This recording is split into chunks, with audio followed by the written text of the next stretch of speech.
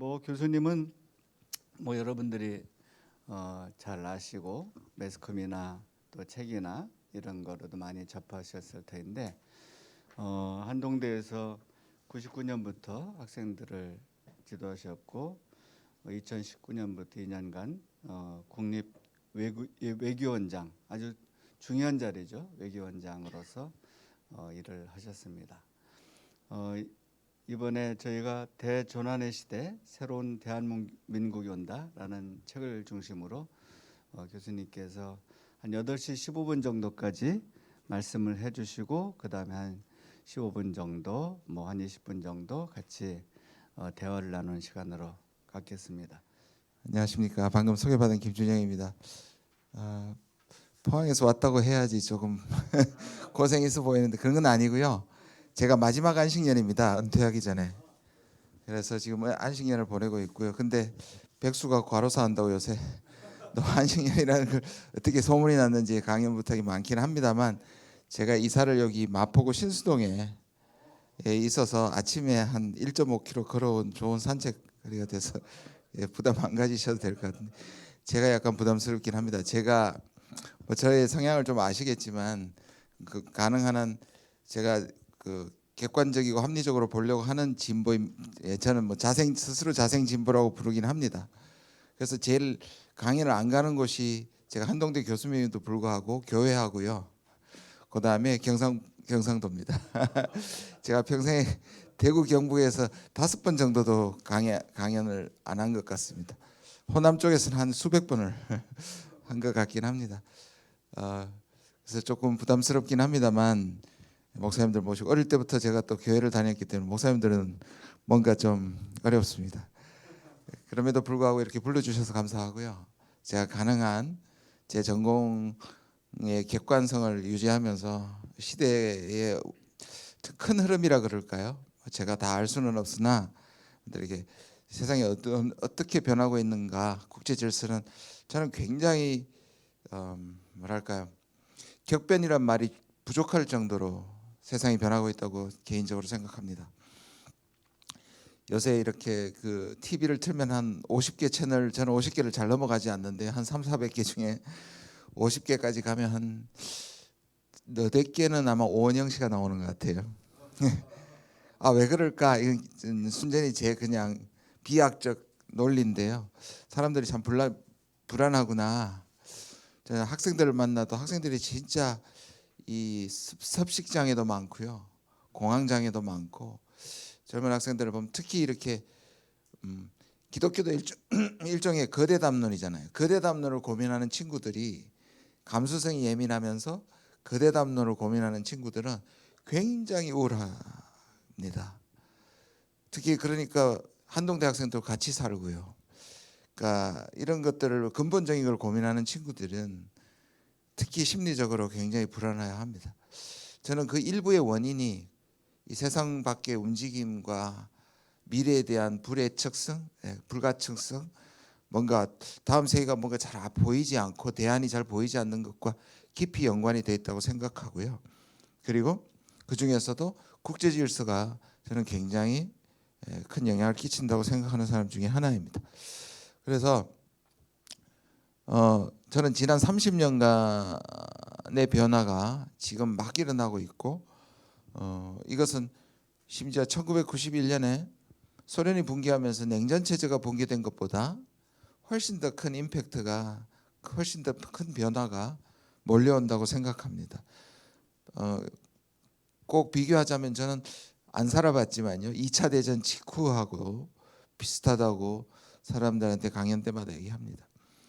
지난 30년을 우리가 한 세대를 30년이라고 그러죠. 지난 30년을 우리 탈냉전 체제라고 부릅니다. 91년 12월 25일 크리스마스 때 소련이 공식적으로 붕괴가 됐습니다.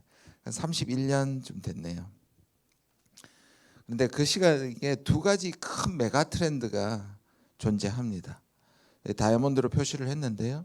초기에는 그거를 세계화라고 표현했습니다. 많은 사람들이. 글로벌리제이션은 뭘 의미하느냐? 그 전에는 국가가 그 국가의 이익을 위해서 하는 것이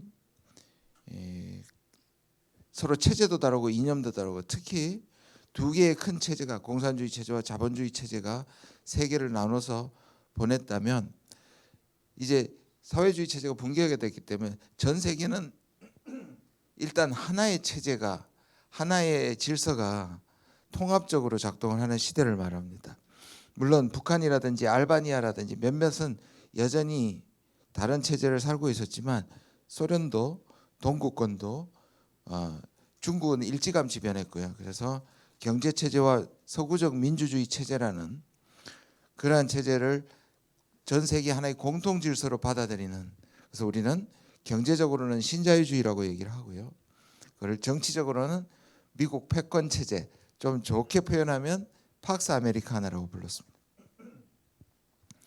팍스라는 말은 라틴어의 피스라는 말인 거 목사님들 잘 아실 겁니다. 국제 정치는 중앙 정부가 없기 때문에 아주 강력한 패권이 등장하면 도전자가 없기 때문에 상대적으로 피스, 안정적인 질서를 유지한다. 그래서 팍스 로마나부터 팍스 에스파냐, 팍스 브리테니카, 그리고 팍스 아메리카나를 주로 얘기를 합니다. 실현될지는 모르겠지만 만약에 중국이 패권을 차지하게 되면 팍스 시니카라고 아마 불리게 될 겁니다. 제가 보기에는 불가능해 보입니다만은, 자 보시면 앞에 한 10년 동안은 그야말로 신자유주의의 시대, 팍스 아메리카나의 시대, 민주주의의 부흥의 시대라고 얘기할 정도로 전 세계가 안정적이고 통합적이고 그리고 평화적인 시대를 보냈다고 할 수 있습니다. 완벽했다는 의미는 아니고요. 적어도 대안처럼 보였고 많은 국가들이 동의에 의해서 수용됐던 질서입니다. 그런데 9.11 테러로부터 약간 이것이 삐끗하기 시작합니다. 9.11은 미국인들한테 엄청난 트라우마죠. 당연합니다. 미국이 역사적으로 가장 완벽하게 강할 때 그 내부에서 힘의 상징인 펜타곤에서, 그리고 경제력의 상징인 뉴욕 무역 빌딩에서, 그것도 불과 수십 명의 테러리스트에 의해서 공격을 받았습니다. 이 자체가 미국의 국력을 깎아내지는 않지만 미국 사람들의 심리에 엄청난 영향을 끼치게 됩니다.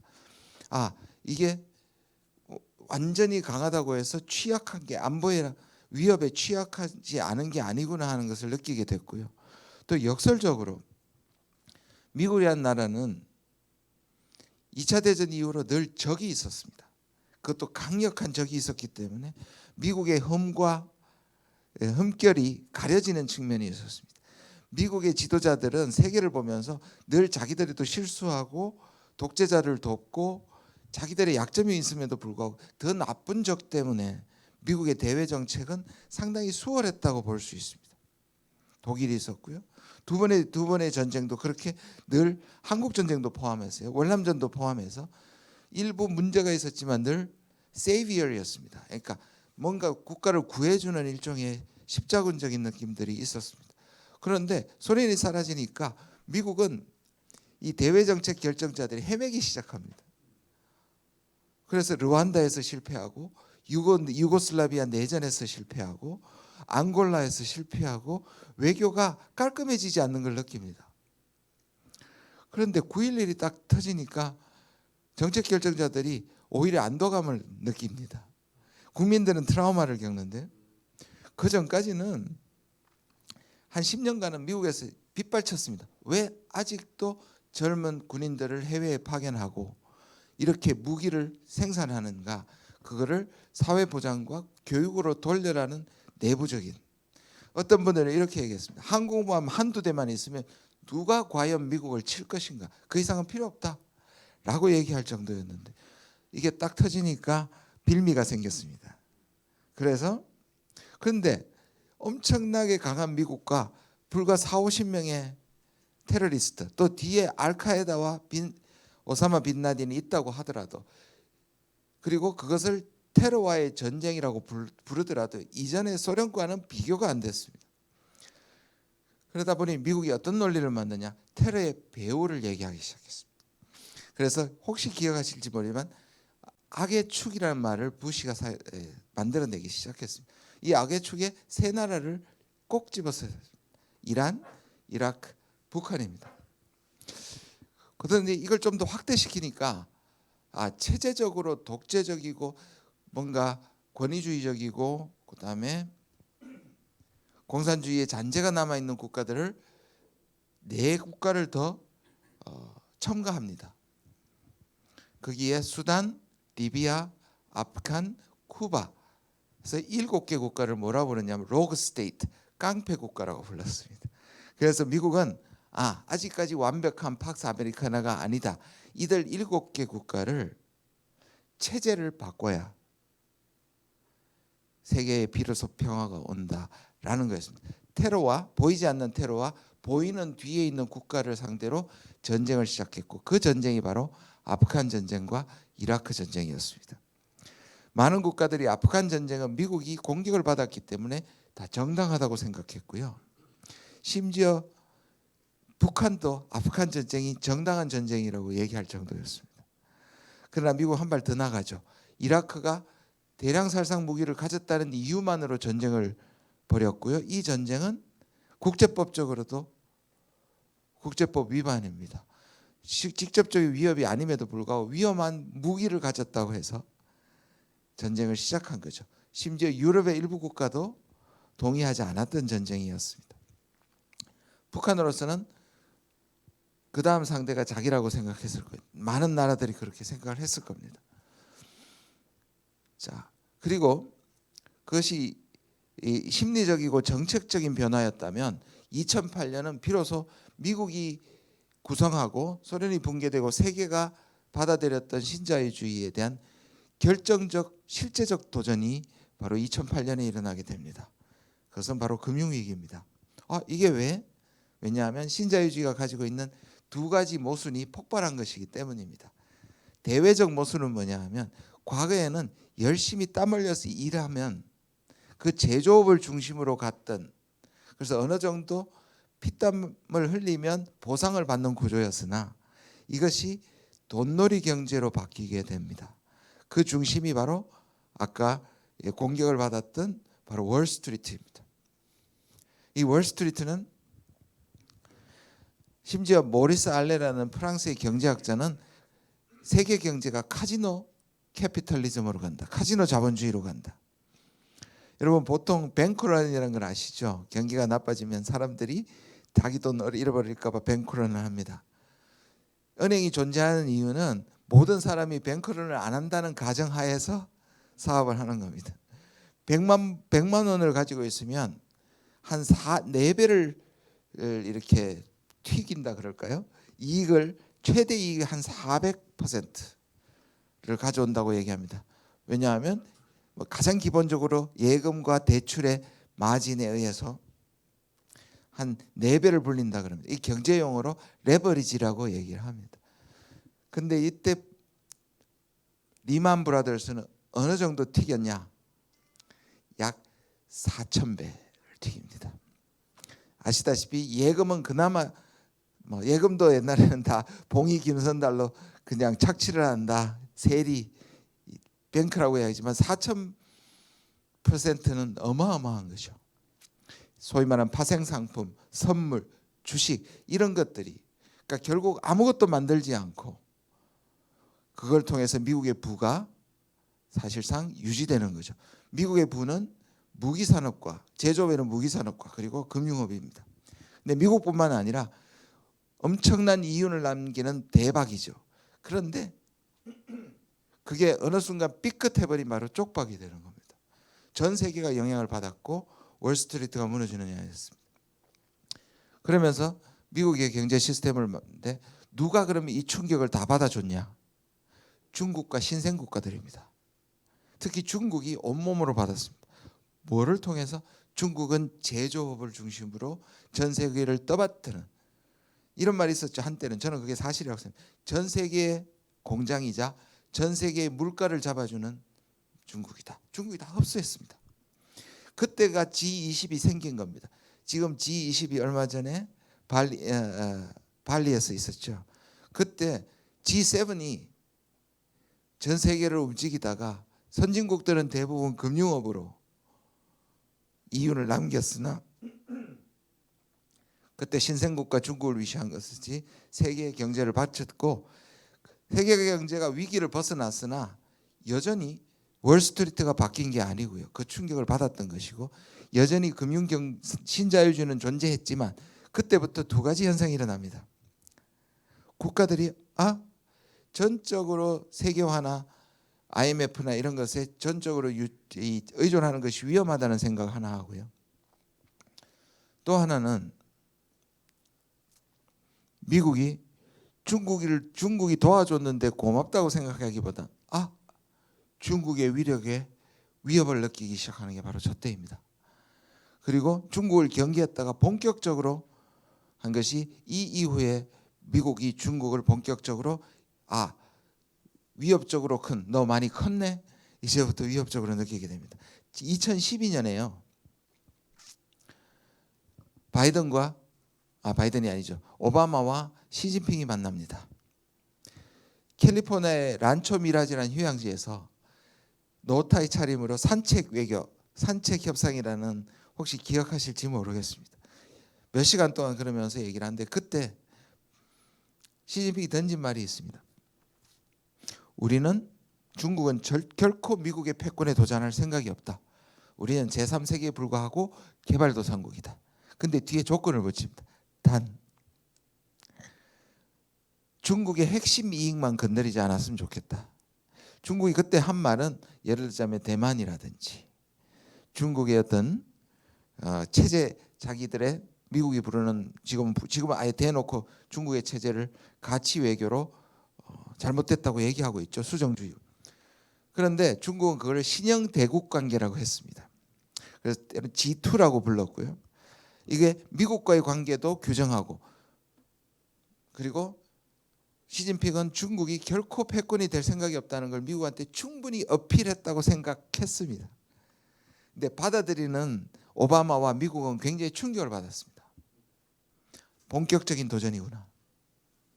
그래서 사실 오바마도 시작할 때는 부시보다는 네오콘들보다는 훨씬 더 중국과 협력적 관계를 가지고자 했으나 이후로부터 급격하게 중국과 이제 대립 관계로 가게 됩니다.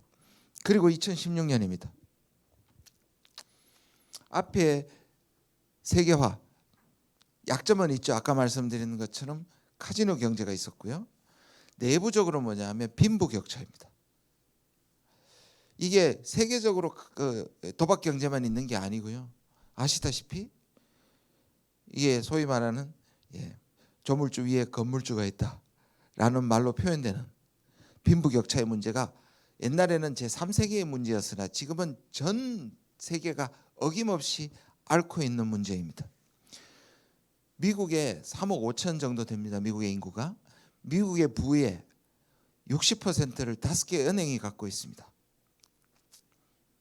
우리나라 지금 청년들을 보면 소위 말하는 아무리 땀 흘려 일하는 근로소득을 가져도 부모로부터 물려받은 또는 금융소득과 그런 것을 따라내지 못할 뿐만 아니라 격차는 점점 더 벌어지는 겁니다.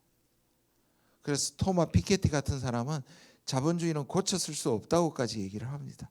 여기에 복지 시스템은 나름대로 아주 약간의 보완이 되긴 하지만 복지 시스템은 서구에서도 실패를 하고 한국에서도 힘을 발휘하지 못하는 겁니다. 미국도 마찬가지로 미국의 중산층이 붕괴가 됩니다. 그 중산층의 반란으로 누가 당선이 되느냐? 바로 트럼프가 당선됩니다. 이 중산층과 노동자는 원래 민주당의 지지자들이었는데 민주당 입장에서는 그들이 등을 돌리는 겁니다. 그 틈새를 파고드는 놀라운 동물적 감각의 정치 감각을 가진 사람이 바로 트럼프였고 트럼프는 바로 신자유주의, 국제주의를 던져버립니다. 그리고 등장시키는 게 바로 트럼피즘입니다. 그것은 미국 우선주의, 아메리카 퍼스트입니다. 이거는 미국이 만든 질서에서 더 이상 책임을 방기하고 폐기하고 이제 미국 위주로 가겠다는 것입니다. 트럼프가 제일 먼저 한 말이 이제 미국은 세계 경찰 역할을 하지 않겠다. 오히려 동맹이 손해니까 동맹 국가들의 팔을 비틀어서 분담금을 받아내고 그 다음에 무기를 파는 오죽하면 바이든이 이런 말을 썼습니다. 보호비 갈취다. 이걸 프로텍션 래킷이라고 실제로 그런 말을 썼는데요. 이게 우리나라 말에 딱 맞는 말이 있습니다. 삥 뜯는 패권국입니다. 보호비, 이 조폭들이 이 구역을 지켜주는 대신 보호비를 내놔라는 삥뜯기였습니다. 유럽에서도 비슷한 현상이 일어납니다.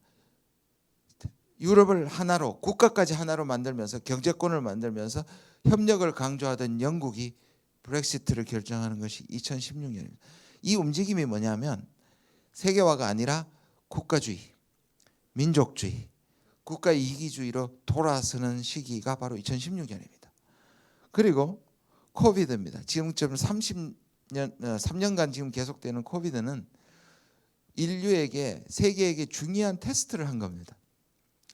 코로나는 세계화가 됐기 때문에, 전 세계를 연결시켰기 때문에 전 세계로 퍼져서 지금도 우리가 고통을 받고 있습니다. 일종의 고속도로 역할을 한 것이 세계화였습니다. 오죽하면 북한까지 뚫렸습니다. 지금 중국이 다시 하고 있습니다. 그러면 세계화의 질서는 뭐냐 하면, 원래 질서 같고 가장 합리적인 질서는 뭔가 하면은 WHO가 있지 않습니까? WHO를 중심으로 전 세계가 협력했는데 오히려 지난 3년간 우리가 목격한 것은 국가 이기주의였습니다. 국경을 걸어 잠그고 WHO는 조롱을 당했습니다. 미국은 중국 욕을, 중국은 미국 욕을 했습니다. 세계 협력이 떨어지는 거죠. 지금 보시면 국제기구가 힘을 전혀 못 쓰는 걸 아마 보실 겁니다. WTO는 미국이 저렇게 보조금을 전기차에 7,500불이나 주는 것은 WTO 정면 위반입니다. 그것은 바로 WTO에서 페널티를 줘야 되는 일인데, 지금 WTO는 바로 트럼프에 의해서 완전히 기능 정지가 되어 있습니다. WHO 저렇죠? 유엔이 힘을 쓰지 못합니다. 북한이 도발을 해도 유엔에서 결의안을 만들어내지 못합니다. 왜? 각자 도생과 국가 이기주의가 작동을 합니다. 그거를 우리가 국제 정치에서는 뭐라고 부르냐 하면요, 파편화라고 부릅니다. 이거는 미국의 패권이 옛날 같지 않고 미국 스스로가 원칙을 위배하는 가운데 많은 국가들이 각자 도생으로 등장하는 겁니다. 이 파편화의 가장 정확한 번역은 바로 각자 도생입니다. 그렇다고 해서 그저 이전에 있던 세계가 완벽했다는 얘기는 아닙니다. 아까 말씀드린 것처럼 여러 가지 문제점을 드러내지만 그 문제점이 해결되지 않은 상태에서 새로운 물결이, 그것도 굉장히 부정적인 질서가 몰려오고 있다. 그것이 바로 파편화이고 국가 이기주의이고 바로 그런 것들입니다. 지금 국가들을 보시면요, 정치가들이 이 문제를 해결하기보다는 자꾸 적개심을 불러일으킵니다. 혐한, 혐중, 혐일. 아시아의 국가들이 그걸 오히려 조장하고 있습니다. 미국은 굉장히 개인주의적인 사회인데 미국이 국가주의로 바뀌고 있고요, 중상주의로 바꾸고 있고요, 보호무역주의로 바꾸고 있고요, 백인민족주의가 판을 칩니다. 트럼프는 거칠었을 뿐 바이든도 트럼프 2.0이라고 불립니다. 미국인이 83%가 중국인을 싫어합니다. 자, 이거는 미국과 중국이 어찌됐든 어느 쪽이 옳든 그러든 전 세계를 책임져야 하고 리더십이 실종됩니다. 그러니까 정치가들은 83%가 싫어하니까 중국 때리기는 너무 유혹적인 겁니다. 시진핑의 자기의 독재를 정당화시키는데 바로 미국의 위협을 사용하는 겁니다. 이게 적대적 공존이죠. 동아시아도 다르지 않고 전 세계의 지도자들이 아주 많은 다수가 바로 이런 식의 정치를 하고 있습니다. 넘어가겠습니다. 좀 길었는데요. 자유주의 국제질서, 신자유주의 중에 우리가 가치, 지금 우리 대통령도 가치를 얘기하는데요, 또 우리 가치입니다. 그리고 당연히 추구해야 되고 거기에 자부심을 느낍니다. 세 가지입니다. 민주주의, 시장자본주의 또는 자유무역, 그리고 팍스 아메리카노입니다. 이것이 잘 작동했고요, 좋은 가치였습니다. 그런데 민주주의가 흔들리고 있습니다. 역사상 이렇게 많은 국가들이 선거를 한 적이 없습니다. 자유로운 선거를 하는데 신기한 것은 자유로운 선거에서 당선이 되면 매우 스트롱맨들이 등장하고 권위주의로 가고 시민사회를 무시하고 언론을 무시하고 그다음에 국회를 무시하는, 의회를 무시하는 것이 전 세계적인 현상이 되고 있습니다. 그런데 이걸 되돌릴 방법이 없습니다. 이게 대안이 별로 없습니다. 그렇다고 해서 중국은 우리가 대안이라고 얘기합니다. 그러나 우리가 중국식 대안을 받아들일 수는 없죠. 민주주의가 문제가 있는데 이 민주주의를 되돌리고 보완할 것이 마땅히 없습니다. 두 번째, 시장 자본주의 그리고 자유무역. 사회주의, 공산주의보다 훨씬 낫지만 이것이 가지고 있는 치명적인 두 가지 약점 말씀드렸죠. 돈놀이 경제와 빈부격차. 또 마땅한 대안이 없어 보입니다. 우리가 사회주의로 돌아갈 수 없고 자급자족으로 돌아갈 수가 없습니다. 세 번째, 팍스 아메리카나. 문제 많습니다. 그렇다고 해서 중국 팍스 시니카로 갈 수는 없는 거죠. 자, 이게 지금 우리가 처한 입장입니다. 자, 말씀드린 것처럼 세계화가 문제가 있는데 거기에 각자 도생은 더 문제가 있는 것이 합쳐지고 있습니다. 어느 하나가 어느 하나를 압도하거나 어느 하나가 하나를 개선하는 게 아니고 동시에 혼재하면서 문제를 일으키고 있는 것이 현재의 국제 질서입니다. 그런데 이것이 당분간 해결책이 보이지 않는다는 겁니다. 제가 보기엔 최소한 한 30년은 이렇게 갈 것이다. 또 다른 세대를 그렇게 갈 것이다. 라고 생각합니다. 다음 넘어가겠습니다. 그래서 두 가지 키워드가 지금의 이 질서를 잘 설명한다고 생각합니다. 전부를 설명할 수는 없지만요. 일부를 설명할 수 있습니다. 하나는 이미 많이 들으셨을 겁니다. 뉴 노멀입니다. 각자가 다 다르게 해석을 해요. 그냥 지금은 옛 것이고 새 것을 그냥 뉴 노멀이라고 얘기하시는 분들이 있는데 그것보다는 훨씬 더 심각한 단어입니다. 우리가 보통 옛 것이 가고 새 것이 오고 옛날의 것이 더 이상 작동하지 않아서 새로운 대안이 오고 불안정이 안정으로 가고 이게 일종의 이 세계가 움직이는 하나의 법칙이었는데 비정상 상태가 개선이 되지 않고 스터크 그냥 과도적인 상황이 장기화돼서 마치 비정상인데 정상처럼 장기화된다는 뜻입니다. 아까 말씀드린 정확하게 세계화가 개선돼서 다음 질서로 넘어가지 않고 이것이 혼재된 상황으로 그냥 꾸역꾸역 간다는 뜻입니다. 어정쩡하게 간다는 뜻입니다. 저는 이게 모두에 말씀드린 사람들의 심리 상태도 영향을 끼쳤다고 생각합니다. 지금의 어려움이 개선된다는 희망이 있어야 고생을 하고 어려움을 할 텐데요. 학생들을 만나면 진짜 그렇습니다. 제가 가장 가슴 아팠던 게 뭐냐 하면 결혼을 하면 중산층으로 떨어지고 아이를 낳으면 빈곤층으로 떨어진다. 근데 그게 굉장히 합리적이에요. 어렵지만 두 사람이 벌면요. 한 300만 원씩 아주 최소한은 벌 수 있습니다. 그래서 결혼을 안 하고 동거를 하면 여행 다니고 미래 하나도 저축할 필요가 없고요. 자식들한테 할 필요도 없고요. 집을 악착같이 살 필요도 없고요. 미래를 준비할 필요가 없다는 것이 심지어 한동대 학생들한테도 있습니다.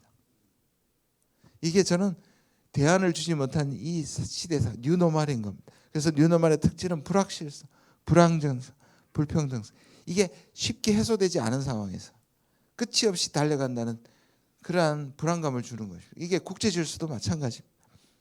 두 번째는 탈진실입니다. 이러다 보니 두 번째 키워드가 작동하기 쉬운 시대가 등장합니다. 포스트 트루스라는 말은 2016년에 옥스퍼드라는 사전회사에서 그 해의 키워드로 뽑았던 단어입니다. 우리는 교수신문에서 예측하면서 사자성어를 하는데 옥스퍼드에서는 그 해를 한번 돌아봐서 제일 키워드를 뽑았는데 2016년의 키워드입니다. 아까 2016년에 두 가지 사건이 있었죠. 트럼프와 브렉시트가 등장한 시기입니다. 거기에 주목했습니다. 바로 트럼피즘이 뭐냐? 자기 문제를 해결해서 정상으로 돌리려는 지도자보다는 선동하는 지도자가 먹히고 차별하고 적대시하고 세대 간에 남녀 간에 그리고 이민자와 토착민을 가르는 선동의 시대가 시작됐다는 걸 의미합니다. 진실이 더 이상 작동하지 않고 페이크가 가짜 뉴스가 이념이 진실이 중요한 게 아니라 네 편이냐 내 편이냐가 중요한 시대가 시작됐다고 옥스퍼드가 이를 키워드로 뽑은 겁니다. 저는 굉장히 동감합니다. 그래서 지금은 선동에 취약해진다. 왜? 사람들이 좋은 쪽으로 하면 심리학자들이나 목사님들이 이것을 어떻게든 살아내고 인내하는 그 길로 가야 하는데 그것이 작동하기보다는 훨씬 더 선동과 가짜 뉴스가 포퓰리즘이 작동하는 시대가 우리를 막고 있다. 이렇게 저는 진단합니다. 다음에 보시죠. 국제질서, 저는 국제정치학자니까요. 평생 국제정치학자였습니다. 국립외교원장이 되긴 했지만 우리가 이제 저처럼 어공이라 그럽니다. 어쩌다 공무원 2년을 했습니다. 근데 어쩌다 공무원 이제 늘 하는 사람 늘공이라고 부르고요. 저는 늘공 출신이 아니라 어공이었는데 또 가서 2년 한 것이 학교와 비슷했어요. 대상이 달랐을 뿐이지 외교관을 교육하고 그다음에 외교안보연구소가 있어서 국제 정치를 연구하는 기관입니다. 그래서 제가 공무원을 했다는 느낌이 별로 없습니다. 예, 차가 나와서 매일 아침에 기사가 데려와서 제가 세상에 제일 싫어하는 게 주차거든요. 그래서 잘 걸어 다니고 차를 운전을 잘 안 하는데요. 예, 그 주차를 안 해줘서 제일 좋았던 기억밖에 없습니다. 그리고 팬데믹 기간이라서 제가 그 국립외교원장은 해외 국립외교원을 1년에 굉장히 많이 출장을 많이 가는데요. 제가 2년 동안 출장 3번밖에 못 갔습니다. 제가 학자로 있을 때 훨씬 더 많이 다녔던 것 같습니다. 그래서 제 전공은 미중 관계, 북미 관계, 한미 관계입니다. 그래서 제가 국립외교원장으로 있으면서 책을 3권 썼습니다. 그러니까 얼마나 일이 없었으면 앉아서 책을 많이 썼어요. 자, 미중 관계는요. 아까 제가 팍스 아메리카노가 흔들린다 그랬습니다. 미국이 1위 국가가 된 게 1900년 이미 20세기 들어서면서 모든 통계에서 미국은 1위였습니다. 영국은 저문은 해였고요. 뭐 근보유부터 GDP부터 군사력부터 미국 1위였는데 미국의 고립주의가 45년 동안 붙들어 둔 겁니다. 그래서 세계는 두 차례의 전쟁을 겪었고 미국은 고립주의 때문에 더 커집니다. 왜? 전쟁이 직접적으로 피해를 입지 않고 오히려 전쟁의 해방자 역할을 했기 때문에. 미국이요 2차 대전 직후에 전 세계 GDP의 50%를 차지합니다. 다른 데는 완전히 망가졌으니까. 미국이 최저로 떨어졌을 때가 언제냐면 월남전 직후입니다. 전 세계 GDP의 16%까지 떨어집니다. 그러면 미국이 대체로 몇 퍼센트냐 지금 20에서 25%로 왔다 갔다 합니다. 아까 말씀드린 탈냉전 직후에는 미국이 25%까지 회복을 합니다. 세계의 4분의 1이죠. 이것도 대단하죠. 유엔의 분담금은 그걸로 계산을 합니다. 그래서 미국이 유엔에 대한 분담금이 25% 준답니다. 그런데 요것과 합쳐서 뭘 하느냐 하면 군사비 지출을 합치면 이걸 종합국력이라고 합니다. 이 자체가 굉장히 거친 통계지만 굉장히 의미가 있어요.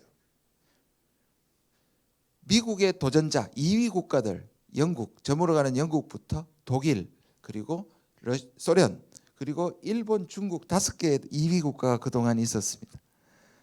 어떤 국가도 40%를 넘었던 국가가 없습니다. 최근에 일본이 몇 퍼센트였냐면 37%였습니다. 80년대 말. 중국이 언제 40%였냐면 바로 9.11 직전입니다. 지금은요 70%입니다. 미국이 위협을 느끼겠죠. 일본은 한 방에 보냈고 한 가지로 보내버렸습니다. 혹시 아시는지 모르겠는데 바로 통화 공격이었습니다. 플라자 합의 아시죠? 일본의 환율을 일본에 절상시켜서 지금도 일본이 잃어버린 10년이 잃어버린 50년이 되어가고 있습니다. 그때 한 방 맞은 게 지금도 비틀거리고 있습니다. 얼마나 올랐냐면요 400원짜리가 1000원짜리가 되게 만들었습니다. 2.5배입니다. 그러니 국제경제 그러고도 저렇게 살아있는 일본은 대단한 겁니다. 일본은 또 바보죠. 어떤 의미에서 미국이 사실 지금 경제 위기를 준 겁니다. 미국이 어려울 때는요 최근에 독일 경제가 흔들렸습니다. 미국의 환율 정책과 에너지 정책 때문에.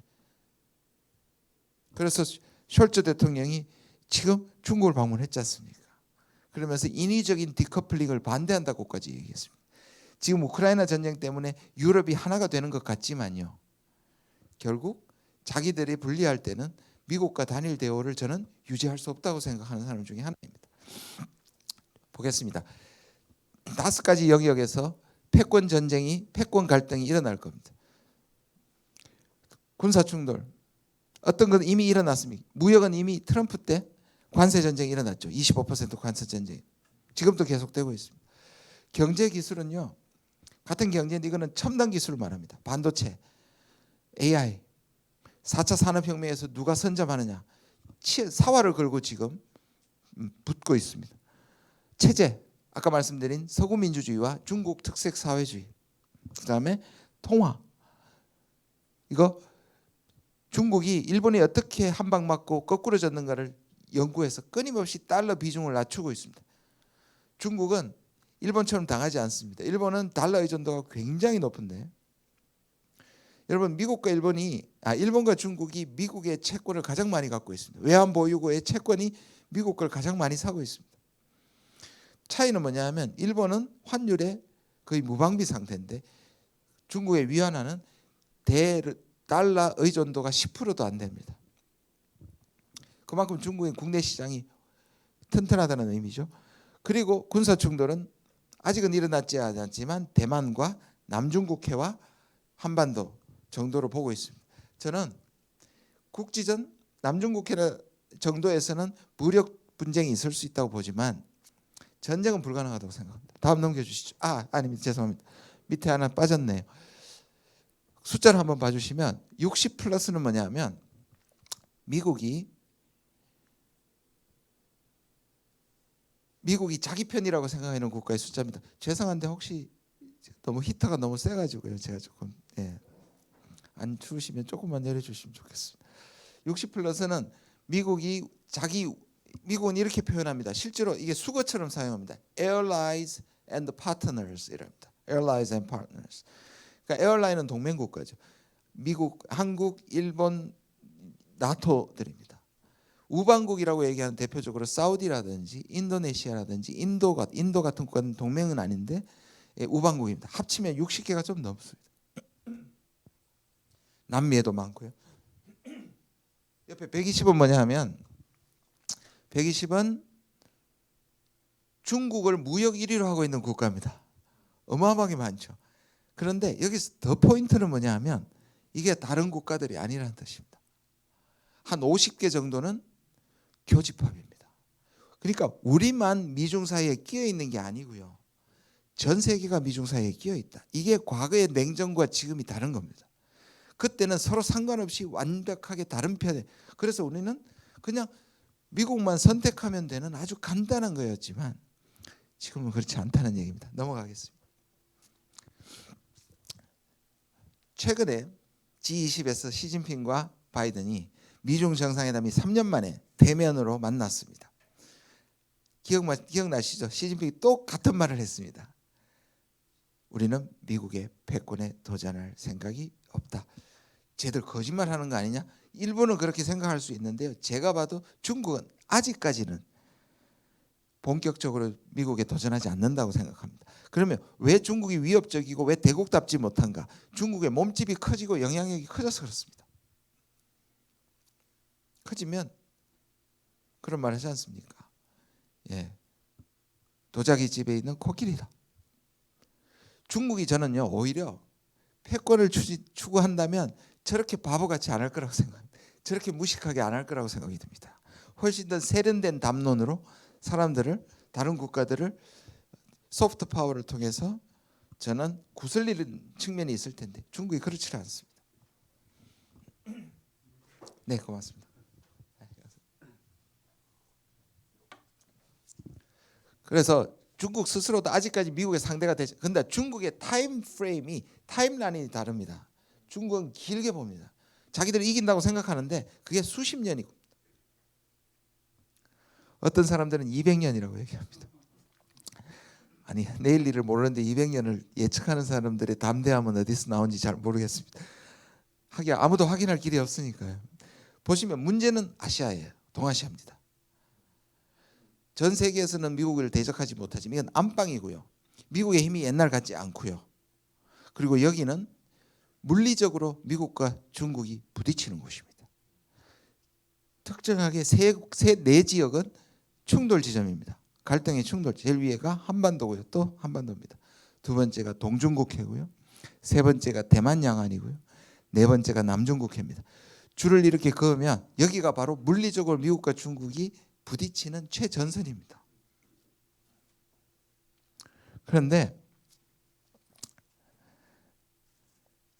미중이 여기서 전쟁을 하려고 생각하지 않습니다. 저는 적어도 향후 10년 동안은 중국은 길게 보기 때문에 이번에 또 호들갑을 떨었죠. 언론들이 시진핑이 중국에 무력 행사를 할 것이다. 아니요, 저는 그렇게 보지 않습니다. 오히려 대만에서 충돌하면 다 죽는다는 걸 알고 있기 때문에 대만은 정치적 담론을, 그리고 중국의 지도자들이 늘 얘기해왔던 것을 그냥 반복했을 뿐입니다. 제일 활용도가 높은 게, 저 중에서 파급력이 높은 게 어딜까요? 또 한반도입니다.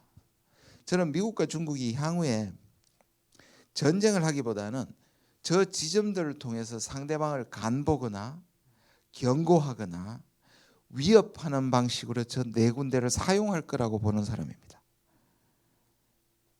집적거려 보는 거예요. 지금은 미국이 주로 집적거리죠. 왜냐하면 중국을 시험하기 위해서. 이미 예고편들이 있었습니다. 우리는 사드였고요. 사드 찬반을 넘어서 사드는 미국의 무기를 한국에 했는데 중국은 한국을 제재하는 거죠. 동중국해 센카쿠 아일랜드를 두고 미일과 중국이 갈등을 했습니다. 대만 그리고 남중국해는 지금 인공섬 때문에 갈등을 하고 있습니다. 다시 말해서 향후 이 지점들이 가장 큰 스트레스를 받게 될 것이다. 왜 우리는 또 전쟁은 아니겠지만 왜 또 미중 관계에 또 충돌의 지점이냐? 분단 구조를 해결하지 못했기 때문입니다. 저는 향후 30년 동안 넘겨주십시오. 하나 좀 더 넘겨주시겠어요? 하나 더 넘겨주시면 아니 됐습니다. 다시 들어가겠습니다. 그 부분이 없네요. 다시 그 아시아 지도 다시 해주십시오. 예. 향후 30년 동안 저는 다음 세 가지의 시나리오는 불가능하다고 생각합니다. 첫 번째, 아까 제가 30년을 자주 이용하는데요. 그 이상은 저는 잘 모르겠습니다. 첫 번째는 미국이 중국을 완전히 굴복시키는 것 30년 내에 불가능하다고 생각합니다. 중국은 이전의 적들과는 달라, 이전의 도전자와는 전혀 다릅니다. 두 번째, 중국이 미국을 추월할 것이냐, 이것도 불가능하다고 생각합니다. 세 번째, 미국과 중국이 다시 협력적 관계로 친해지느냐, 이 세 번째도 불가능할 것 같습니다. 그럼 뭐겠냐? 엎치락 뒤치락 소모전이 계속 발생될 것이고, 그 소모전이 갈등이 이전되는 대표적이 바로 저 네 군데일 것입니다. 그러니까 우리에게는 전쟁은 아니지만 파국은 아니지만 매우 스트레스가 넘치는 시대를 맞이한다. 제가 너무 비관적인 말씀을 드려서 죄송한데 제가 거짓말을 할 수는 없어서 다음 넘어가겠습니다. 시간이 많이 가서 조금 빨리 진행하도록 하겠습니다. 미국이 대중 전략을 비스포크 전략이라고 스스로 명명을 했습니다. 비스포크란 말은 굉장히 어려운 말인데 한국 사람들은 모르는 말이 없는 단어가 되어버렸습니다. 삼성전자 때문에. 이게 맞춤형이라는 뜻입니다. 과거에 소련은 그냥 동맹만 유지하면 충분했고 단일 대오였는데 지금은 중국하고 미국 자체가 이렇게 상호 의존이 깊었기 때문에 새로운 전략으로 가야 된다. 맞춤형으로 가야 된다 해서 미국은 중국을 견제할 수많은 네트워크를 만들고 있습니다. 3개짜리가 오크스죠. 호주와 미국과 영국. 4개짜리는 쿼드입니다. 우리도 가입하고 싶어 했던, 지금 정부가 가입하고 싶어 했던. 여기는 인도, 호주, 미국, 일본입니다. 5개짜리는 정보동맹입니다. Five Eyes라 그래서 영연방 국가와 미국을 중심으로 한 국가들. 7개짜리 조금 작게 보이시는데 G7도 더 이상 경제 공동체뿐만 아니라 중국을 견제한다는 것을 문 대통령이 초대됐을 때 대중 대러 반대 전선을 분명히 했습니다. 10개짜리는 데모크라시 10입니다. 민주주의 국가연맹입니다.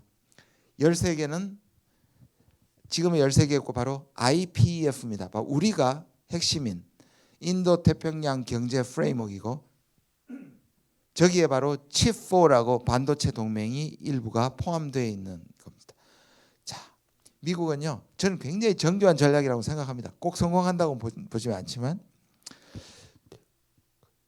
쿼드는 누구가 핵심일까요? 미국이 쿼드에서 바라는 게 뭘까요? 안보 협력을 통해서 미국을 견제하는 겁니다. 자, 지금 아시아에서 제가 아까 그 부분을 빠뜨렸는데요. 4개의 지점인데 크게 얘기하면 중국의 1대1로와 미국의 인도태평양 전략이 부딪히는 곳입니다. 그렇죠? 그러면 저 4에서 제일 중요한 건 인도입니다. 인도는 미국이 생각하기에 중국을 대체할 수 있는 최고의 카드라고 생각합니다. 인구도 비슷하고요. 내년에 아시죠? 인도가 세계 1위의 인구로 대국으로 올랐습니다.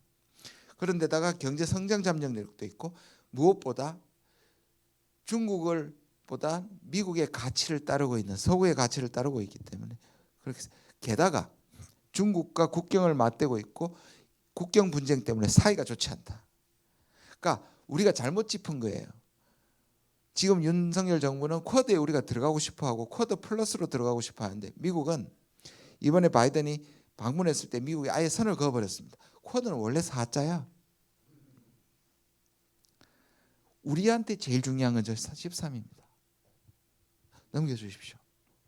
미국이 우리한테 원하는 건 이 13이에요. 이걸 잘못 짚었어요. 제가 작년부터 계속 얘기했던 겁니다. 왜 그럴까요? 우리가 가지고 있는 실력 때문에 이게 제 책에서 가장 많이 설명했던 부분입니다.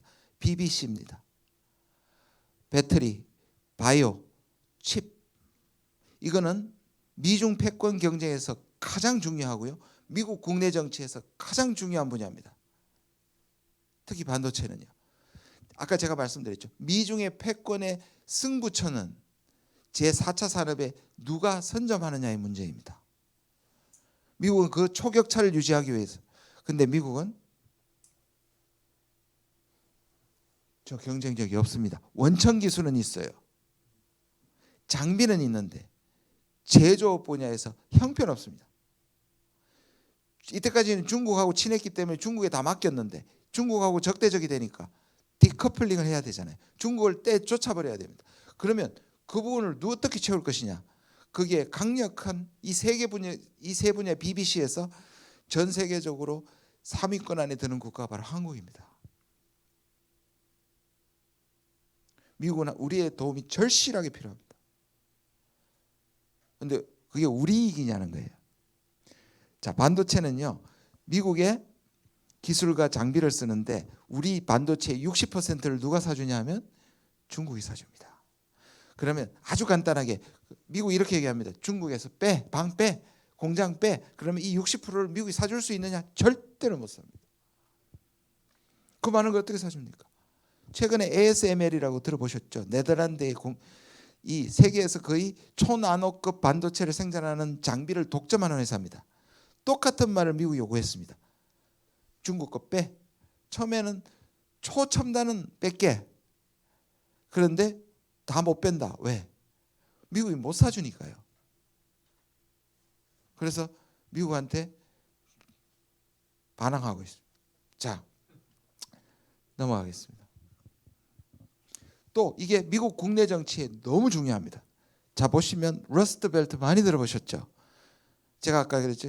2016년에 민주당이 얘에 등을 돌린 그 결정적 이유가 바로 러스트 벨트의 노동자들이 등을 돌려버렸습니다. 그때 가장 유행했던 말이 칵테일 레프트였습니다. 칵테일 좌파였습니다. 우리나라에 딱 맞는 말 있죠. 강남 좌파입니다. 이게 뭐냐? 힐러리는 민주당은 노동자들을 위한다면서 지들은 고층 빌딩에서 칵테일 마시면서 노동자의 아픔을 얘기한다. 그래서 반발한 겁니다. 그들이 일부 돌아왔기 때문에 2020년에 바이든이 신승을 했죠. 그러면 다음도 누가 나오든 공화당과 민주당의 승부처는 적입니다. 그리고 크게 얘기하면 미국의 제조업의 경쟁력을 누가 회복하느냐입니다. 그러니까 트럼프가 바이든이 돼도 바이든은 중상주의와 보호주의를 계속하는 겁니다. 한국하고 경제 동맹 하자고 해놓고 뒤통수를 때린 것이 바로 인플레이션 감축 법안이고, 이 인플레이션 감축 법안은 이번 중간 선거에서 승리하는 데 큰 기여를 했습니다. 그 말은 무슨 말씀이냐? 바이든이든 보호주의, 중상주의 그것은 동맹이든 아니든 상관없이 미국의 이익을 챙긴다는 것은 앞으로 계속 가게 될 것이라는 것을 의미합니다. 그래서 아예 바이든은 중산층을 위한 대외 정책이라고 얘기합니다. 표를 뭐라고 얘기하시는지 아세요? 저 녹을 벗겨야 된다. 러스트를 벗겨야 된다. 그 러스트를 벗기기에는 미국이 지금 이미 도박 경제로 투기 경제로 갔는데 어떻게 돌릴까? 바로 투자를 받는 겁니다. BBC에 그것도 제일 중심이 한국입니다. 반도체가 이 세 개 중에 제일 중요하니까 일본도 들어오고 대만도 들어오는데요. 한국은 이 세 개를 다 갖고 있습니다. 일본은요, 반도체 일부 장비만 소재 우리한테 수출 기재만 갖고 있습니다. 바이오 배터리 다 못합니다. 독일이요? 독일 바이오만 강합니다. 배터리와 반도체는 우리가 훨씬 더 강합니다. 자, 그럼 우리는 생각할 수 있죠. 제가 아까 60개국과 120개국을 얘기했습니다. 이게 우리의 취약점이자 동시에 우리의 장점입니다. 과거에 우리가 아니라는 걸 제가 계속 얘기하는 겁니다. 독일도요, 우리와 협력하고 싶어 합니다.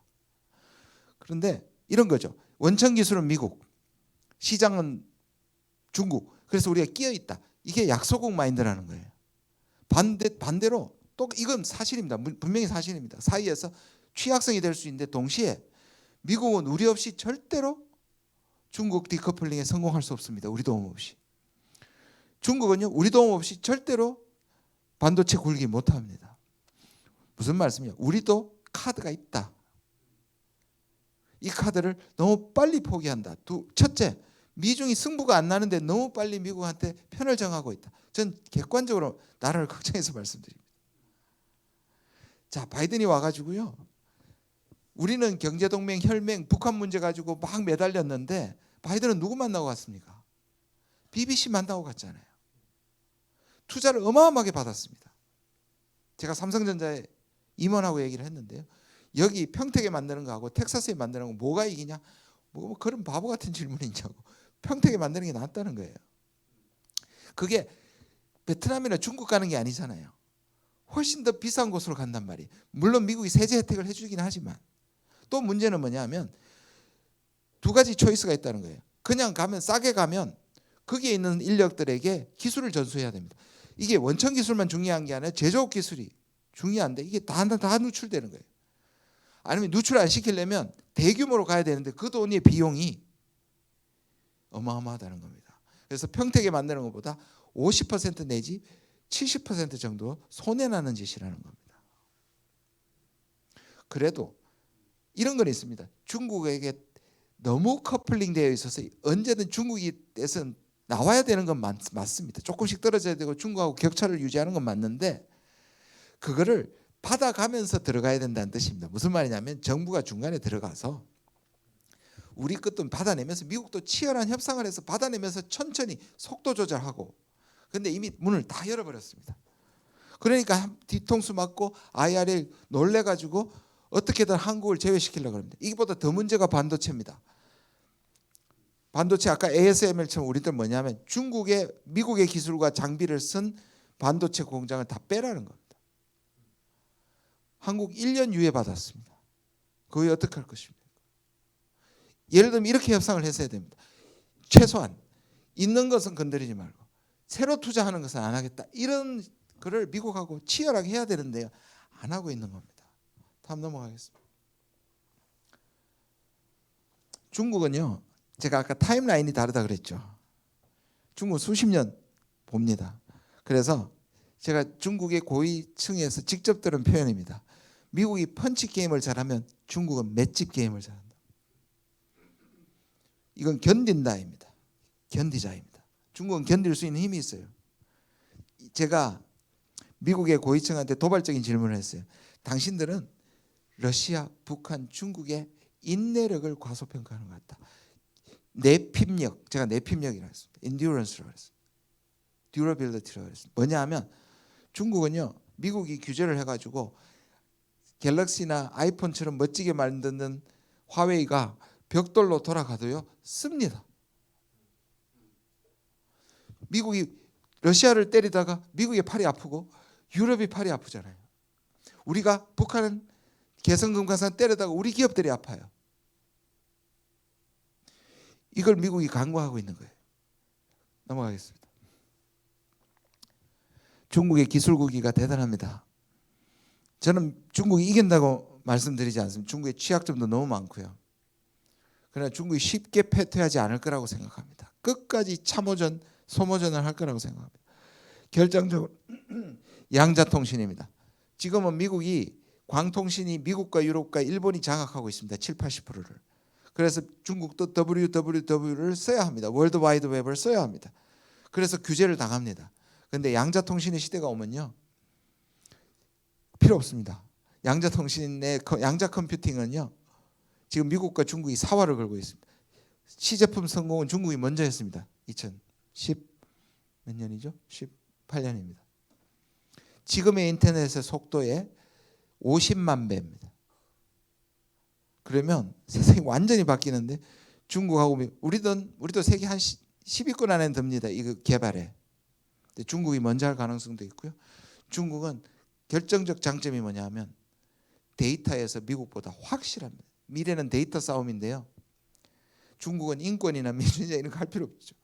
중국이 매일 아침에 코를 쑤시죠. 그 바이오 데이터가 어마어마하게 축적되어 있습니다. 무서운 겁니다. 그러면 이게 이제 미국은 중국에 사실 전체를 디커플링 할 수 없습니다. 미중이 저렇게 붙었는데도요, 작년 미중 무역액이 사상 최고액입니다. 이게 얼마나 아이러니한 겁니까? 7,500억 불로 사상 최고의 무역액을 기록했습니다. 여러분 월마트 기억하시죠? 월마트가 미국의 슈퍼마켓인데 한국에 진출했다가 철수했습니다. 안 맞았어요. 저는 안 맞을 줄 알았습니다. 왜? 한국은 좀 비싸야 되고 디스플레이가 좋아야 합니다. 월마트는 싸고 좋거든요. 제가 미국에 유학생 할 때 가장 많이 갔던 곳이고, 미국은 땅이 넓으니까 전체를 커버하는 슈퍼마켓이 유일한 게 월마트고요. 이 월마트는 IT 기업과는 달리 고용을 가장 많이 창출하는 기업입니다.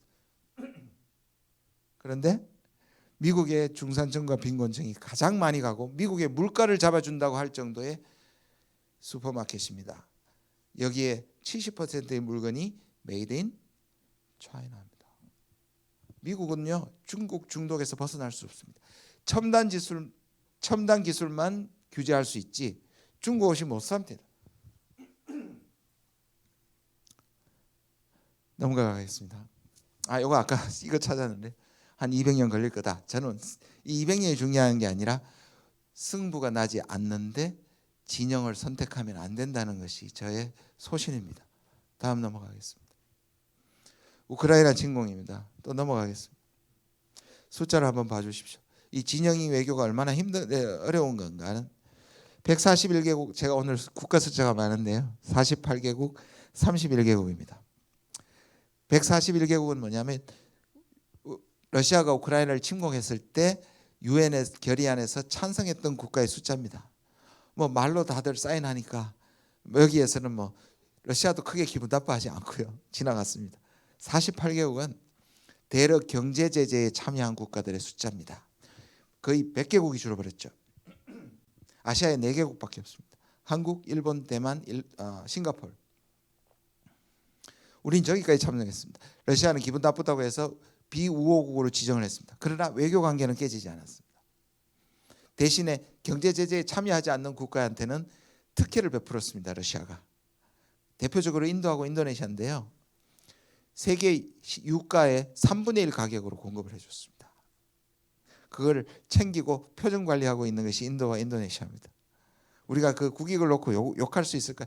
당연합니다. 저는 중국인들을 불행에 빠뜨릴 사람이 시진핑이라고 생각하고요, 러시아 사람들 불행에 빠뜨리고 있는 것이 푸틴이라고 생각합니다. 그런데 그거를 과거에 아까 말씀드렸죠, 7개의 깡패 국가들의 전쟁을 통해서 그 국가를 변경시킨다. 이거는 옳지 않은 거고, 이거는 러시아에 많은 청년들이 죽어가지 않습니까? 미국이 그런 전쟁의 실수들을 얼마나 많이 했습니까? 그러니까 윤리적이고 선악의 문제하고 국가를 운영하는 문제는 다르다고 저는 생각합니다. 그리고 우리는 분쟁 국가입니다. 30일은 뭐냐? 군수품 무기를 공급하는 국가입니다. 아시아에서는 일본밖에 없습니다. 아직은.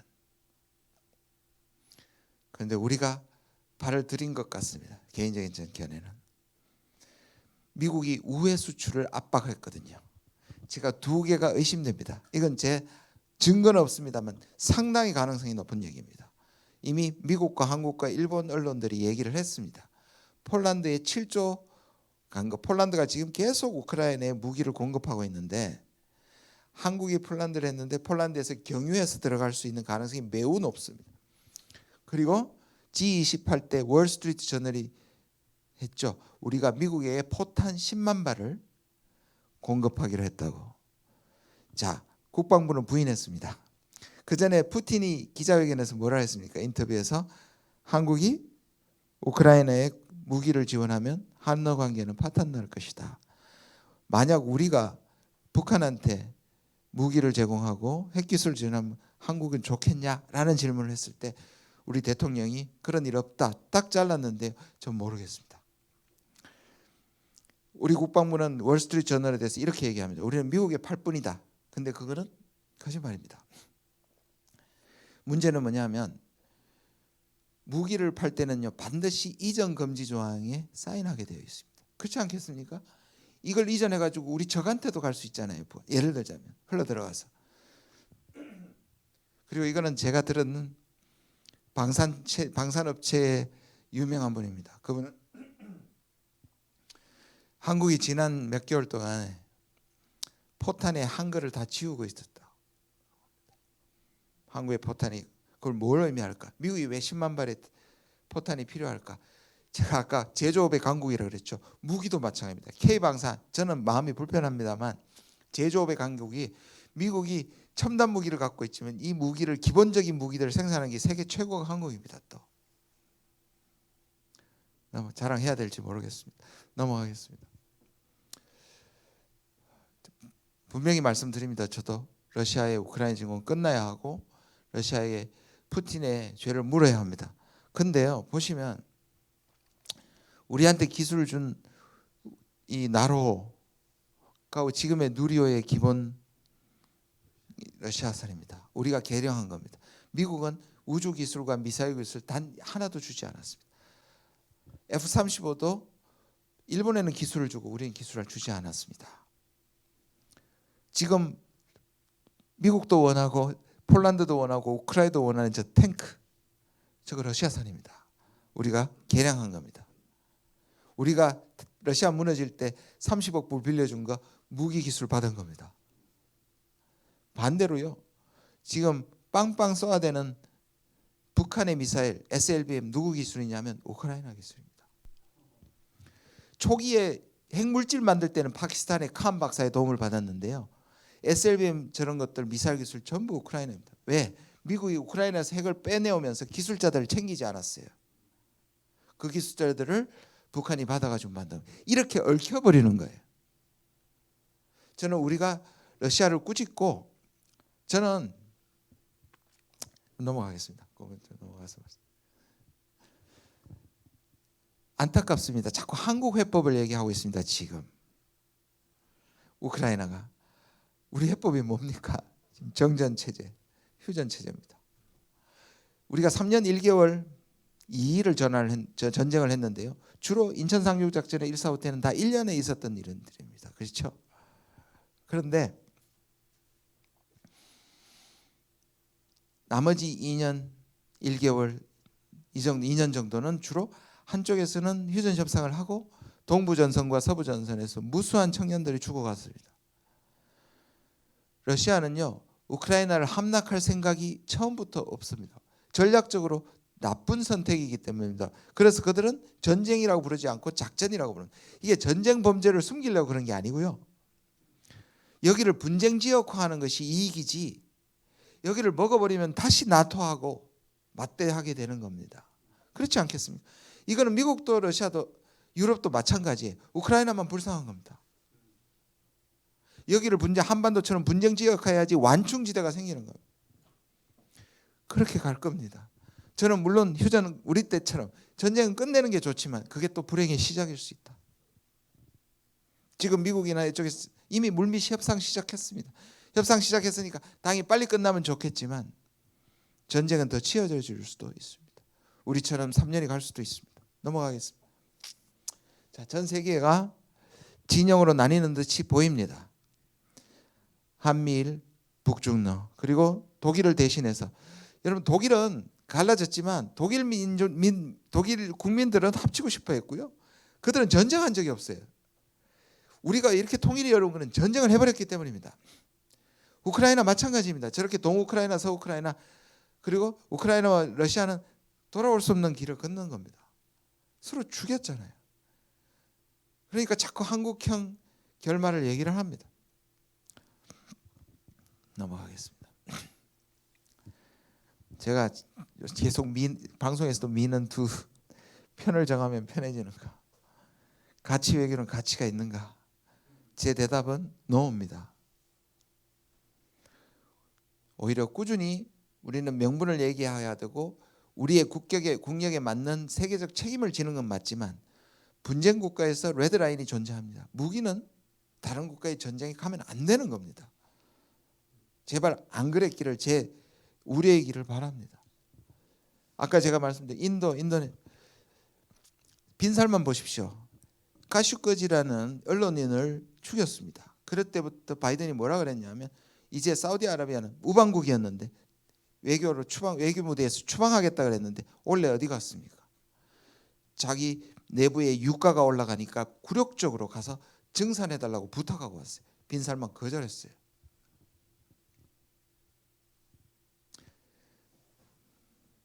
인도 얍삽합니까? 좀 얍삽해도 돼요. 국익을 위해서. 근데 인도는 또 명분도 있었어요. 인도는요, 대러 제재는 안 했지만 푸틴 만나가지고 전쟁 관두라고 호통쳤어요. 저는 우리 대통령이 유엔에 가가지고 미국이 말하는 앵무새처럼 말해가지고 중국과 러시아를 비난할 게 아니고요. 거기 가서 한국이 중국, 러시아 그만둬라. 미중 대결 그만두고 세계 협력해라고 호통치고요. 러시아 전쟁 관두라고 호통치는 걸 같이 해야 되는 거라고 생각합니다. 그럴 만한 공력이 됐고요. 근데 여전히 우리는 미국에 절대적으로 올인하고 있다는 겁니다. 근데 그게 우리 실리와 우리 국민의 이익에서는 안타깝게도 멀어지고 있다는 부분입니다. 넘어가겠습니다. 제가 아까 말씀드린 것처럼 미국이 인위적으로 공급망을 만들고 냉전은 마치 두꺼운 책을 찢는 것과 같다. 안 찢어질 텐데 찢으면 너덜너덜해진다. 미국은 이걸 나눌 힘이 과거와 같은 힘이 없다. 전 세계가 중국에 중독되어 있다. 만약에 미국이 중국한테 하는 것을 다 유럽이나 자기가 자체 생산하면요, 인플레이션 수백 %로 갑니다. 불가능한 얘기입니다. 미국이 목적하는 건요, 한국의 도움을 받아가지고 BBC의 사다리를 걷어차는 겁니다. 근데 문제는 뭐냐? 한국이 완전히 미국으로 넘어갔다고 생각하면 누구를 때리겠습니까? 우리가 제일 약한 골입니다.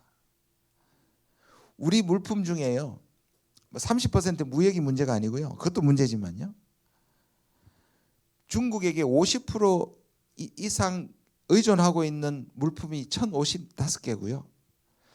75%를 의존하고 있는 것이 550개입니다. 배터리는요, 99% 중국의 소재에 의존하고 있습니다. 물론 다변화시킬 수 있죠. 다른 나라에 사올 수 있는데 그만한 것을 사올 수가 없어요. 요소수 사태 기억나시죠? 사드는 중국이 의도적으로 했지만 요소수 사태는 불똥이 튀어가지고 우리가 난리가 났었죠. 우리도 중국에 너무 중독돼. 이거는 근데 수십 년을 거쳐서 굉장히 촘촘하고 치밀하게 떨어져 나와야지 지금처럼 승부도 나지 않았는데 미국을 선택하고 올인하는 것은 매우 위험하다 이렇게 생각합니다. 시간이 됐기 때문에요, 계속 넘어가겠습니다. 제가 오늘 남북 문제도 얘기하고 싶었는데 시간이 안 될 것 같습니다. 혹시 질문해 주시면 하겠습니다. 조금 더 넘어가 주십시오. 예, 계속 넘어가 주십시오. 넘어가 주십시오. 예, 요거 설명드리겠습니다. 제가 외교원에 있을 때 아일랜드에서 근무하던 분이 제 부하 직원, 저희 또 공관처럼 이렇게 순환 근무를 합니다. 외교부에서. 제 부하 직원으로 왔는데 아일랜드에서 이 얘기를 해주면서 제가 강연에 꼭 사용해달라고 해서 제가 너무 좋아서 강연 때마다 씁니다. 1500년경에 아일랜드에서 두 성주가 전쟁을 했습니다. 그 중에 한쪽에서 패퇴하고 저 성당으로 숨어들어서 결사항전을 합니다. 결사항전이 기간이 길어지니까 포위를 하고 있던 성주가 제안을 합니다. 풀고 나오면 살려주고 이미 전쟁 전의 영토까지 돌려주겠다. 안 믿죠, 당연히. 나오면 다 죽을 거예요. 그때 이기는 쪽에서 이렇게 성문에 그 홈을 파괴합니다. 저렇게. 그리고 그 이기는 쪽의 성주가 팔을 집어넣습니다. 나를 못 믿게든 잘라라. 있었던 일입니다. 실화입니다. 지금도 가면에 있습니다. 그게 이렇게 쓰였습니다. To chance your arm. 이건 뭐냐면 강자가 저 정도의 팔을 끊는 정도의 양보가 없는 평화는 불가능하다. 북한한테 다 포기하고 나와. 그러면 살려줄게. 절대로 안 먹힙니다. 넘어가겠습니다.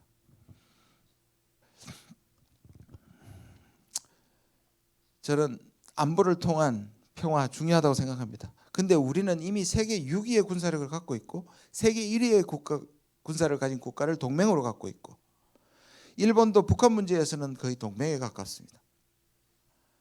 그런데 이미 과잉방어라고 저는 생각을 합니다. 근데 지금 와서 우리가 60, 70년대도 아닌데 힘을 통한 평화를 얘기하는 것은요. 우리의 리스크를 계속 올리는 거라고 저는 생각을 합니다. 이스라엘 대단한 나라죠. 그러나 이스라엘이 행복한 나라는 저는 아니라고 생각합니다. 지금의 정치적으로, 안보적으로. 그래서 평화를 통한 안보도 필요하다 이렇게 생각합니다. 넘어가겠습니다. 대한민국의 전략은요. 평화 전략으로 가야 하는데 제가 이게 오늘 제일 중요한 저는 결론이라고 생각합니다. 향후 30년간 우리의 대외 환경 중에 가장 어려운 것이 미중 패권 경쟁의 것은 명확 가능합니다. 그러면 아까 말씀드린 4개 지역에서 붙지는 않으면서 그들의 갈등을 전가하는 4개 지점을 말씀을 드렸습니다. 그러면 미중이 자기들이 갈등을 전가하기에 가장 좋은 상태가 어떨 때일까요? 남북이 사이가 좋을 때일까요? 남북이 사이가 나쁠 때일까요? 당연히 남북이 나쁠 때입니다. 저는 통일이나 평화를 넘어서 일단 우리가 여기에서 생존하고 미중의 갈등의 전가가 가장 적게 만드는 것은 관리, 평화적 관리입니다. 화내고 우리가 강해 보이고 이런 것들이 중요한 게 아니고 제가 이 말장난으로 war이 아니라 war 지금 war 해야 됩니다. 근데 우리가 같이 선제 공격 얘기하고 같이 강대강으로 얘기합니다. 물론 확실한 걸 보여주는 건 좋지만요. 저는요 미국의 전략 자산을 상시 전개한다는 거 듣기에는 굉장히 안심되십니까? 아니요. 우리 동해 서해에 항공모함이 떠다니고요. 핵폭격기가 왔다 갔다 한다는 얘기입니다. 그럼 준전시 상태가 되는 겁니다. 우리의 심리적 안보를 위해서 북한이요. 한국보다 50배나 못 삽니다. 50분의 1의 GDP 규모를 갖고 있습니다. 북한이 미치지 않고서야 먼저 전쟁을 할 일은 없습니다. 그런데 관리를 하지 않고 계속 위기를 고조시키는 것은 굉장히 안타까운 현실입니다. 제일 다음 보시죠. 예, 이걸로 마지막 슬라이드로 하겠습니다. 책을 읽어주셔서 사주셔서 감사합니다. 일단 제가 오늘 말씀드린 대부분이 그 책의 핵심인데요. 결론은 대안으로 2개를 얘기하고 있습니다. 세계 사람들이 한국 사람을 정말 좋아합니다. 신기할 정도로 좋아합니다. 국뽕이 아니라요. 요새 유행하는 말처럼 제가 가보면 한국 대표적으로 이렇게 얘기합니다. 한류 물론 좋고요. 국가 모델로서 식민지 국가였다가 개발도상국이었다가 선진국으로 옮긴 데 대한 부러움, 선망의 대상이면서 동시에 일본이나 중국이나 유럽이나 이런 국가들처럼 공포스러운 존재거나 위협스러운 존재가 아니라는 겁니다. 안전하고 잘못 들으면 호구라는 말일 수 있을 땐 저는 그렇게 생각하지 않습니다. 러시아 사람들이 우리를 얼마나 좋아하는지요. 러시아에 한국 호감도 조사를 하면 늘 90%를 넘깁니다. 러시아가 초코파이만 좋아하는 게 아니고요. 팔도라면을요. 1년에 6억 2천 개씩 먹습니다. 음식. 그리고 젊은 사람들 이번에 정말 가슴 아픈데 제 동료 교수의 그 학과에 우즈베키스탄 학생이 있었는데 이태원 참사로 유명을 달리했습니다. 한국이 꿈의 나라입니다. 한국에서 공부하는 게 단순히 좋아하는 게 아니라 너무 사랑할 정도입니다. 그러니까 더 가슴이 아픈데요. 세계 젊은이들이 그렇습니다. 우리가 옛날에 그런 국가가 아닙니다. 그런데 자꾸 약소국 마인드로 미국에 업혀가야 된다. 저는 그렇다고 생각하지 않습니다. 인도보다 훨씬 더 잠재력을 가지는데 인도보다 못한 외교를 하고 있는 것이 저는 너무 안타깝습니다. 해륙 국가 제가 책 중에 썼습니다. 여러분 반도라는 국가는 일본이 만든 겁니다. 물론 독일에서 쓰는데요. 영어의 페닌슐라에는 절반이란 말이 없습니다. 길쭉한 땅을 의미합니다. 우리는 대륙에도 속하고 해양에도 속해서 이제 워낙 고유 이제 보통 명사가 돼서 바꿀 수는 없겠지만요. 그래도 일각의 이 생각 있는 학자들은 해륙 국가로 바꿔야 한다. 오히려 반도라고 하는 것이 저주의 말이 돼가지고 싹둑 우리가 섬처럼 돼버렸습니다. 일본은 자기는 온도고 우리는 반도라고 얘기합니다. 온전한 섬이고 우리는 반쪽짜리 섬이라는 뜻입니다. 아니죠. 이탈리아처럼 대륙 국가이면서 동시에 해양 국가여야 합니다. 그래서 최근에 대통령이 우리는 인도 태평양 전략이 우리 전략이다. 전 너무 안타깝습니다. 그럼 우린 대륙을 버리는 겁니다. 인도양 태평양 그 말은 뭐냐면 미국은 해양 국가니까 당연한 소리입니다. 해양 국가를 결집해서 대륙 국가인 러시아와 북한과 중국을 견제하겠다는 미국의 전략으로서는 최고지만 우리의 전략이 되면 안 되는 거죠. 저는 우리가 뻗어날 수 있다고 생각하고요. 아시아, 아프리카, 남미 국가만 우리를 좋아하는 게 아니고요. 독일도요. 자기들의 취약점을 위해서 한국하고 손잡고 싶어 하고요. 프랑스도 우리와 손잡고 싶어 합니다. 우리가 이런 국가들과 제3의 연대를 만들어서 미국과 중국이 못 싸우게 하고 미국과 중국이 돌보지 않는 제3세계를 돌보고 미국과 중국이 싸우면 기후변화나 팬데믹이 다 망가집니다. 그런 역할을 할 수 있는 능력이 있는데 여전히 우리가 냉전적인 마인드와 약소국 마인드로 그거는 세계에도 이롭지 않고 우리 나라에도 우리 후손에게도 이롭지 않다 생각합니다. 미국이 얘기하는 평화는 진정성이 없어 보이고요. 중국이 얘기하는 평화도 전 진정성이 없어 보입니다. 근데 우리가 얘기하는 평화는 말이 됩니다. 평화 부지의 땅에서 얘기하는 것은 다른 나라에서 근데 우리가 강함을 얘기하고 전쟁을 얘기하고 군비를 얘기하는 것은 우리의 담론이 아니어야 된다고 생각합니다. 예, 조금 길어져서 죄송합니다. 네.